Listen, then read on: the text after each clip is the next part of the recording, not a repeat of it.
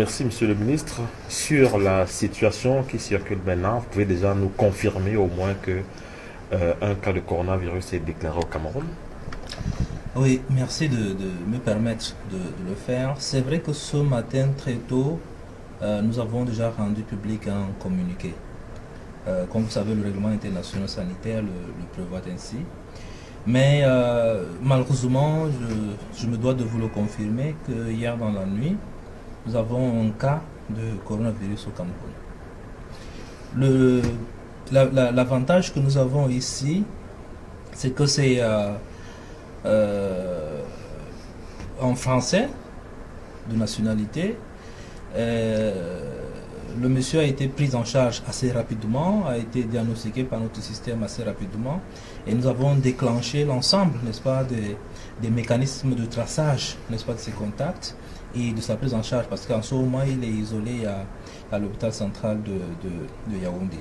Nous avons aussi des équipes, n'est-ce pas, qui sont allées désinfecter tous les lieux où il a dû séjourner, et nous pensons que la situation en ce moment est encore sous contrôle.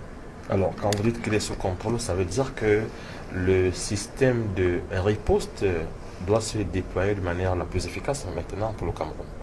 Ah oui, ça nous avons déjà anticipé, parce que depuis hier, lorsque nous soupçonnions le cas, et je vais pouvoir le dire, c'est pas le seul cas suspect que nous avons eu déjà. Et donc, malheureusement, ici, c'est possible, mais d'autres ont été négatifs. Mais lorsque nous suspections déjà le cas, nous avions déployé tout le mécanisme, que ce soit autour de lui pour pouvoir le confiner à l'endroit où il est, pour qu'il ne soit pas en contact avec d'autres personnes, que ce soit maintenant dans un entretien avec lui pour pouvoir retracer, n'est-ce pas, tous ses contacts, que ce soit également la fiche qu'il a dû remplir lorsqu'il est arrivé au Cameroun. Donc tout ce mécanisme est en branle en ce moment. Les collaborateurs sont sur le terrain et on essaie un peu de circonscrire, n'est-ce pas, ce cas-là. Si besoin l'est, nous pouvons rapatrier d'autres collaborateurs bien formés dans d'autres régions, parce que je voudrais dire que nous sommes déployés sur l'ensemble du territoire national dans le cadre de cette épidémie.